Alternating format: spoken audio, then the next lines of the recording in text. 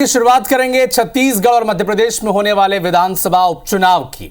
Bharatiya Janata party ने एक बार फिर से बाजी मारते हुए छत्तीसगढ़ की रायपुर दक्षिण की सीट, मध्य प्रदेश की बुधनी की सीट और विजयपुर की सीट पर अपने प्रत्याशियों का ऐलान कर दिया है। बिल्कुल, बीजेपी ने अपनी लिस्ट जारी करते हुए छत्तीसगढ़ की रायपुर दक्षिण सीट से सुनील सोनी को टिकट दिया है। तो वहीं मध्य प्रदेश की यदि बात की जाए तो मध्य प्रदेश की बुधनी सीट से जिनका नाम सबसे आगे चल रहा था, पूर्व सांसद रमाकांत भार्गव पर भरोसा जताया है। वहीं विजयपुर सीट से रामनिवास रावत को टिकट दिया गया है। और देखिए, रामनिवास रावत का नाम पक्का ही माना जा रहा था, मंत्री वो बनाए गए थे, अब उन्हें विजयपुर से बतौर प्रत्याशी भी ऐलान कर दिया गया है। बृजमोहन अग्रवाल के करीबी माने जाते हैं। रायपुर दक्षिण की यदि बात की जाए तो सुनील सोनी का नाम भी रायपुर दक्षिण से सबसे आगे चल रहा था। रायपुर दक्षिण सीट से सुनील सोनी का नाम कंफर्म हो गया है, पार्टी ने मुहर लगा दी, उनके नाम का ऐलान कर दिया गया है। दक्षिण फतेह के लिए सुनील सोनी पर भरोसा जताया भारतीय जनता पार्टी ने। तो बृजमोहन अग्रवाल के करीबी माने जाते हैं सुनील सोनी। और एक पैटर्न देखिए आकांक्षा कि 2019 से 2024 तक सुनील सोनी रायपुर से सांसद रहे और उनका टिकट काटकर बृजमोहन अग्रवाल को मैदान में उतारा गया, वो जीते और उनकी सीट खाली हुई तो सुनील सोनी को मौका मिला। और यही स्थिति बुधनी में देखने को मिली कि बुधनी, माफ कीजिएगा, 2019 से 24 तक विदिशा से सांसद थे रमाकांत भार्गव और बुधनी की सीट से शिवराज सिंह चौहान विधायक थे। वो सांसदी का चुनाव लड़ने गए तो रमाकांत भार्गव का टिकट कटा और जब वो सीट छोड़ रहे हैं शिवराज सिंह चौहान तो बुधनी की उपचुनाव में अब रमाकांत भार्गव को मौका दिया जा रहा है। और रामनिवास रावत की अगर बात की जाए तो ये चुनाव तो उन्हीं की वजह से हो रहा है क्योंकि वो कांग्रेस छोड़कर बीजेपी में आए थे। और इस वक्त हमारे साथ दो संवाददाता भी जुड़ गए हैं क्योंकि मध्य प्रदेश और छत्तीसगढ़ दोनों ही राज्यों में जो उपचुनाव होने हैं उनकी अब प्रत्याशियों का ऐलान कर दिया गया है। दुष्यंत पराशर हमारे साथ जुड़ चुके हैं, भोपाल से संवाददाता, और रायपुर से संवाददाता तहसीन जैदी लाइव जुड़ चुके हैं। सबसे पहले रुख कर लेते हैं भोपाल का। दुष्यंत, बुधनी और विजयपुर की अब तस्वीर साफ हो गई है, लेकिन अब सबसे बड़ा सवाल कि भाजपा को टक्कर कांग्रेस की तरफ से कौन देगा, क्योंकि दोनों ही सीट कांग्रेस के लिए काफी चुनौतीपूर्ण है।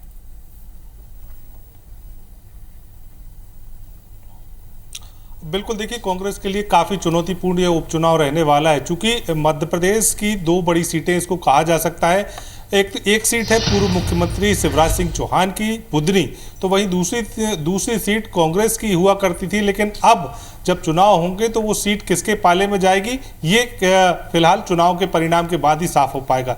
लेकिन ये जरूर कहा जा सकता है कि मध्य प्रदेश में कांग्रेस को एक बड़ा झटका रामनिवास रावत ने बीजेपी में शामिल होकर 30 अप्रैल को दिया था और उसके बाद से ही रामनिवास रावत जो है कहीं ना कहीं उन सरकार में आए, सरकार का हिस्सा बने, कैबिनेट मंत्री बने और वन विभाग की कमान संभालते हुए नजर आ रहे हैं। लेकिन जिस तरीके से अगर रामनिवास रावत की सीट की बात की जाए तो विजयपुर सीट से वो लगातार 6 बार विधायक रह चुके हैं। 2018 में उनको हार का सामना करना पड़ा था और 23 में एक बार फिर से वो कांग्रेस के टिकट पर ही विधायक बने थे। लेकिन कहीं ना कहीं मनमुटाव के चलते या ये कहें कि कांग्रेस में वो सम्मान नहीं मिलने के चलते कि कई सारे आरोप जो हैं उन्होंने कांग्रेस पर लगाए थे और उसी के बाद वो बीजेपी में शामिल हो गए थे और फिर उसके बाद बीजेपी ने सरकार में उनको हिस्सेदारी देते हुए कैबिनेट मंत्री बनाया।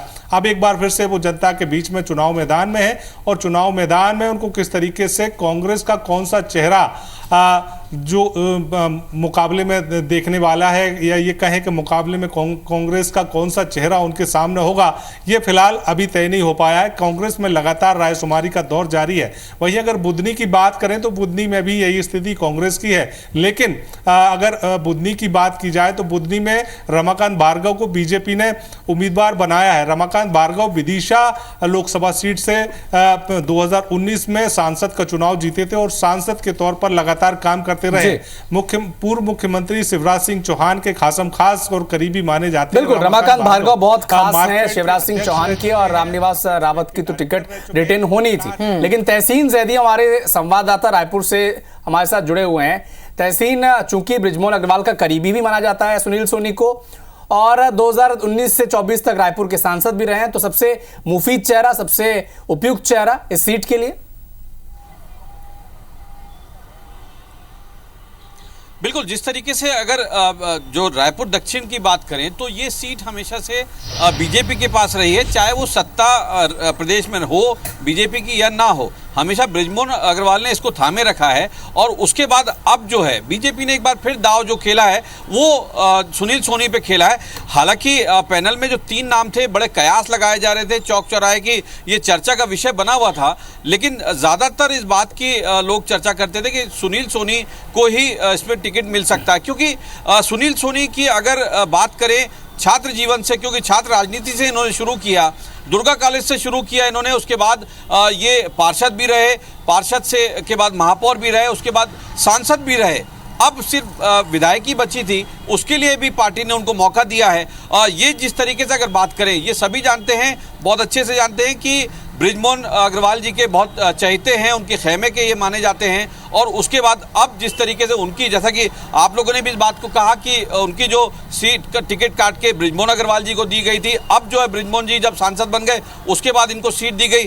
तो इस बात की, क्योंकि जिस तरीके से कयास लगा रहे थे, क्योंकि सुनील सोनी एक वो नाम है रायपुर शहर के लिए कि उनको एक नीचे के तबके से लेके एक हाई प्रोफाइल के आदमी तक को जानता है। क्योंकि वो अगर बात करें, क्योंकि उनका जिस तरीके से उनकी पत्नी से जो हमारी बात हुई, उन्होंने IBC 24 से जो खास बातचीत की, उन्होंने भी इस बात को कहा कि उनके जो अभी तक का जो सफर उनके साथ उन्होंने गुजारा है और जो हमेशा जीतते हुए आए हैं, तो उसका सबसे बड़ा कारण उन्होंने जो लोगों के जो सच्चाई और जो ईमानदारी से काम करना है उसको उन्होंने उसका जीत का मंत्र। और देखिए तहसीन IBC 24 ही ऐसा मध्य प्रदेश छत्तीसगढ़ का चैनल है जिसने सबसे पहले बताया था कि मध्य प्रदेश में बुधनी में रमाकांत भार्गव का नाम आगे चल रहा है, विजयपुर से रमाकांत, माफ कीजिएगा, रामनिवास रावत का नाम तो चल ही रहा था आगे, और वहीं सांसद सुनील सोनी के नाम पर भी मोहर लग सकती है क्योंकि सांसद वो पहले थे, अब विधायकी का चुनाव लड़ रहे, IBC 24 ने बताया था और मोहर भी हमारी खबर पर लगी। बहुत बहुत धन्यवाद दुष्यंत और तहसीन पूरी जानकारी हम तक पहुंचाने के लिए।